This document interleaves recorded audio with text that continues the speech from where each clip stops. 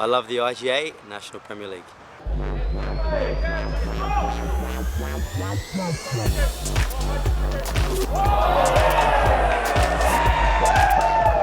With the business end of the season fastly approaching, competition points are all the more vital, but round 18 would prove a round of upsets as favourites fell and finals contenders flexed their muscles. The Rockdale City Suns hosted the South Coast Wolves, as Bonnyrigg travelled to Blacktown City FC hoping to reduce the gap at the top of the table. Marconi looked to continue their climb up the ladder as they took on the Central Coast Mariners Academy, and in our blockbuster match of the round, the Sutherland Sharks took on Sydney United 58. That's all exclusive to Football New South Wales TV. This is the IGA National Premier League New South Wales Men's 1. APIA-Leichhardt travelled to Blacktown Football Park playing for their top flight survival against the Spartans. But it was the home side who looked more desperate for the points early on, as Luke Austin had a great chance in the 6th minute. Nathan Milgate had another great opportunity just 4 minutes later, but Andrew Bazzi pulled off a fabulous save. Despite being under a mountain of pressure, it was APIA who would amazingly take the lead, and Jason Oswald found Aaron Clapham who diverted the ball home.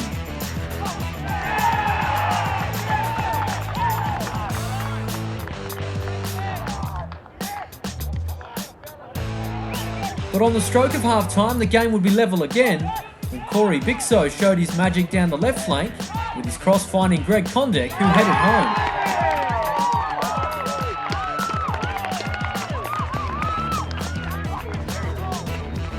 The Spartans thought they had stolen the points in the 85th minute when Trent Barton saw his attempt come off Bazzi and kissed the crossbar. But APIA would have one final charge left, Clapham combined with Bartels in the 93rd minute, only for the latter to drill his attempt over the bar with a goal begging. So a frustrating night for each side as points are shared, a 1-1 draw at Blacktown Football Park. The Rockdale City Suns have been on a steady climb in recent weeks and look to continue that trend against the South Coast Wolves. They almost went in front inside the opening minute when Alec Jurasevski was sent clear, but Daniel Collison pulled off a great save. There was some controversy in the 23rd minute when the Suns thought the ball had crossed the line from a goal-mouth scramble, but the referee didn't agree and the Wolves breathed a sigh of relief.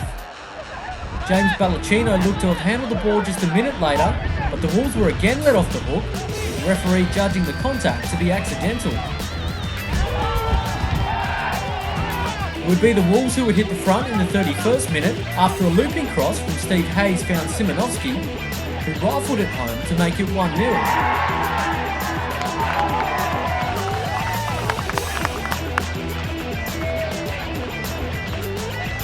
Rockdale thought they'd found their equaliser in the 37th minute, but although David Talevski's shot beat Collison, it couldn't beat the post. Collison saved the Wolves bacon yet again in the 41st minute, when his fingertip save denied Jurasevski. Rockdale continued to pile on the pressure, Collison was up to the test, denying another great opportunity in the 59th minute. Paul Reid had one final chance in stoppage time, but his curling shot went wide of the mark, giving the Wolves the 1-0 win. So a frustrating afternoon for Rockdale. They dropped valuable points, while the 3 points vital for the Wolves as they scramble for safety. Manly United took on Sydney Olympic at Cromer Park, knowing they needed to turn on something special to play finals. They made the ideal start to completing that mission when Scott Batterson fired home in the 25th minute.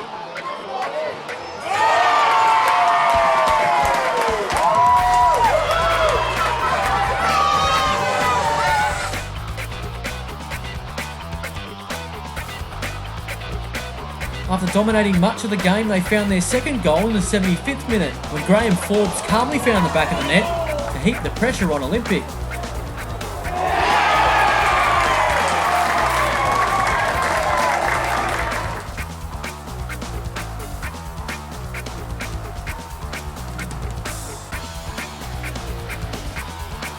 Just as Manly thought it would be their afternoon, Renato Ramirez scrambled a goal back for Olympic to send hearts fluttering around Cromer Park. Manly put an exclamation mark on the contest in the 92nd minute when Lee Egger secured all 3 points with a well-taken goal.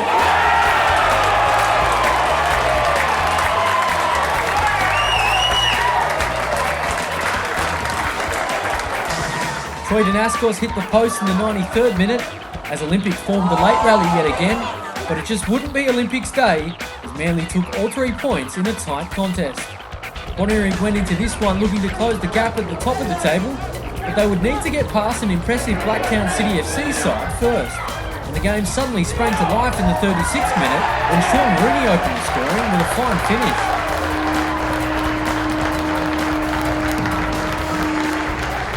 Two minutes later and Blacktown was celebrating once again as Ruji Miyazawa slotted their second, leaving the home side in raptures.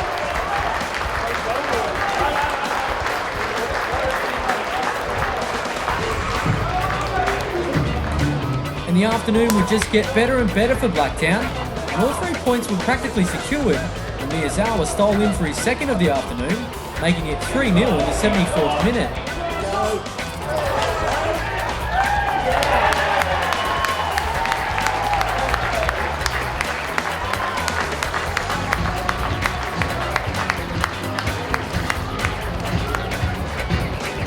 Just as Blacktown City FC was celebrating, Bonnyrigg broke through for a goal of their own, and it was a familiar source providing it, with Robbie Eunice's goal giving them some late hope. But that hope would last all of 4 minutes, as the home side's performance was capped off fittingly, and Travis Major fired home the home side's 4th goal, and there proved no coming back from that, sending the home side into dreamland. A comprehensive win for Blacktown, as they show they may yet be a contender this season. However, worrying signs for Bonnyrigg as they continue their slide. Marconi hosted the Central Coast Mariners Academy looking to keep in touch with finals placings, whilst the Mariners looked to stay off the bottom of the ladder. And this one sprang to life just before half-time as Milorad Simonovic fired home an absolute bullet on 41 minutes.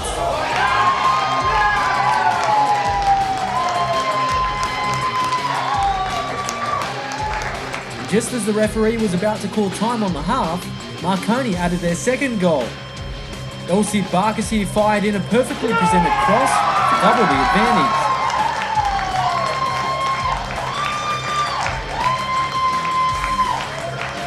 The hurt would continue just seconds into the second half for the Mariners, as Taj Purcell pounced on a loose ball to extend the lead to 3 goals, with the goal coming just 26 seconds into the half. The Mariners were provided some hope on 61 minutes, and Adriano Pellegrino once again showcased his brilliance, doing it all alone to bring life back to the contest. But the win was finally complete in the 93rd minute, as Taj Purcell showed great determination to regather the ball following his blocked effort before seeing his cross deflected into the net off a Mariners defender, highlighting a frustrating afternoon for the Central Coast Mariners Academy. So 4-1 it ended. Last year's champions continue to find form at the right time of the season. Time now to go to the Sydney United Sports Centre for a match of the round between Sydney United 58 and the Sutherland Sharks. The winner of the Sharks will see Mark Rudin's men not only take second spot on the ladder, but cut the Sharks' lead at the top. Let's go to all the action now from the Sydney United Sports Centre for this blockbuster match of the round. Here is Molesky now running at defenders. He goes in ball. Clavas. Ball pinched away. Now the Sharks can break. Here is Alassi up the right flank. Got players in support. He goes inboard now. Here's Naumoff. He gets bundled off it. Goes back to Nikas. Just goes short. All gets bundled down. Alassi. It'll be a free kick. Here is Nikas. We've certainly seen him score from here this year. Here is Nikas! Side netting. Good chance for City United 58. Dangerous area, bobbing around. All clear, only as far as O'Connell though. Firo, he goes wide. Whipped in again. Dangerous ball to the far post. Sharks had to scramble. Danger not over though. Spear with the shot, and it cannons off the back of Perry Moustakis. So Reddy goes long. Sends it high over halfway. Here's Glavas. Glavas, great control. Just couldn't quite get the power on the shot. So Reddy goes long again. Well, it's an almost identical outcome. Forced to Glavas. He must score from here, surely, or straight at Denham. We'll credit the goalkeeper for a fine save.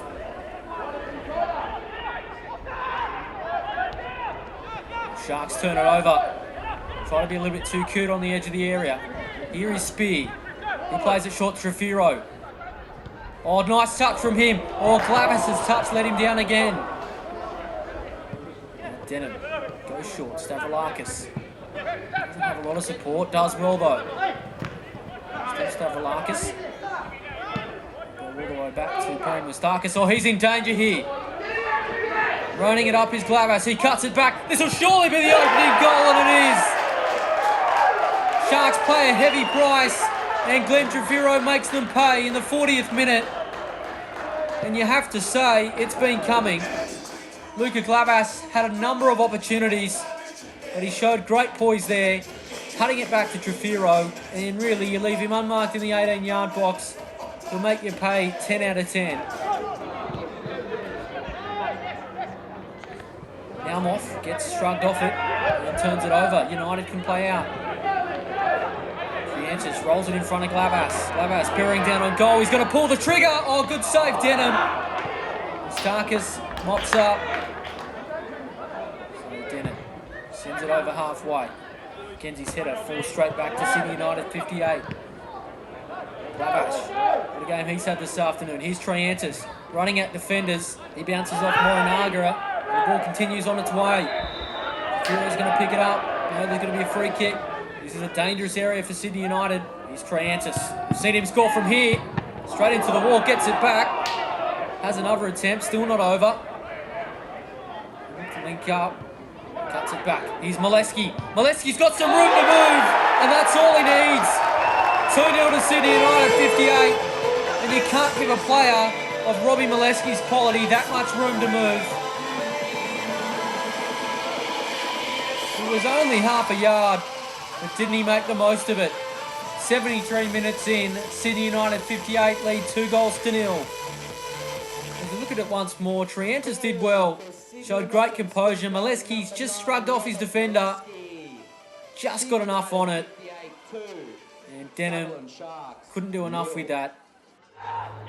There it is, full time here at the Sydney United Sports Centre. And Sydney United 58 will climb to second spot. They've cut the Sharks' lead to 4 points at the top of the table. They, of course, still have a game in hand. Obviously a disappointing performance today. Yeah, look, there was patches. I thought we had moments there where we could have got something out of it, but I thought we had a few sleepers out there. Not everyone working as a unit, and one or two players I think just sort of didn't turn up today. And in a game like this, it's the little things that count, and we didn't finish off on the little things. And there's a few moments there that I saw where if we were all alert, we would have pinched a goal or two. So, but credit to them, they took their chances, and we were just a little bit too good today. It's always good to score. Every footballer should aim in the attacking third to try and score goals. So first and foremost, it's important that the team does well and that we win games and we play a good brand of football. And if you're the one at the end of the finishing move, then you're in the right spot at the right time, and we'll take it. Excellent team performance today, even without Bruce and everything.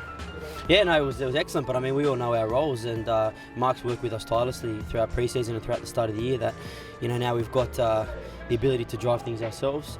We've always worked at being able to play a good brand of football with or without the coach watching. Our intensity doesn't change, and our approach to each game doesn't change, whether or not Mark's here or he isn't, So, all the hard work's done on the training pitch, and all the rewards are reaped in the 90 minutes of football. Obviously a disappointing day. Yeah, it is disappointing. Sometimes you're lucky enough to have a game like this. 4 games out, 5 games out to, if you win, be in the box seat to get the championship. So obviously things didn't go the way we wanted to. Full credit to Sydney United. I thought they were fantastic today.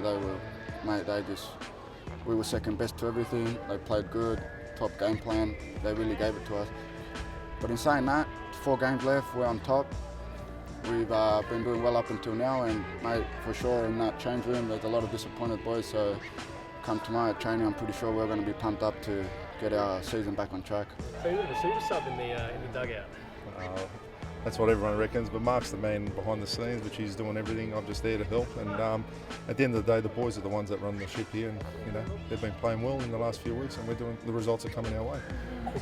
An excellent team performance today against the top of the table side. So does that sort of give you the confidence that you can perhaps go for the top in the last couple of weeks? Well, look, they are a class act. Sutherland, they've been like that for the last few years, and we're up for these kind of games. I mean, we're a big side as well, and we like teams coming to us, and we play football now. So teams have to look out for us as well. Our boys are ready to go, and semis around the corner. Well, time to look at all the results now for round 18. And weren't there some shocks to be had? A match of the round saw the Sutherland Sharks crash back to earth, courtesy of a 2-0 defeat to Sydney United 58. The Bonnyrigg White Eagles continue their slide.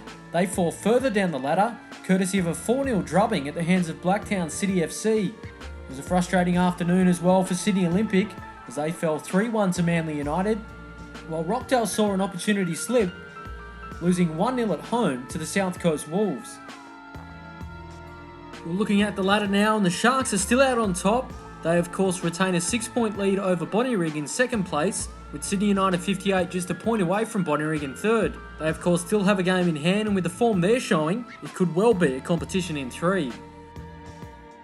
Whilst down the bottom of the table, it's a race within 3. South Coast Wolves sit in 10th spot after their victory, while APIA and the Central Coast Mariners Academy continue to fight, with both sides hoping to avoid the wooden spoon.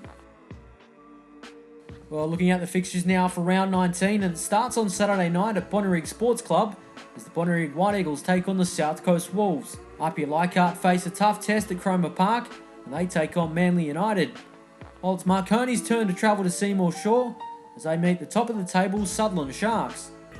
Well, that's all we have time for this week's show, and make sure you tune in next time for our match of the round between Sydney United 58 and Blacktown City FC. See you next time. Football New South Wales would like to thank its sponsors IGA and Super IGA, Subway, Coca-Cola, Elastoplast, Foxtel, Hummel and Nike, the official ball sponsor of the IGA New South Wales National Premier League's Men's 1.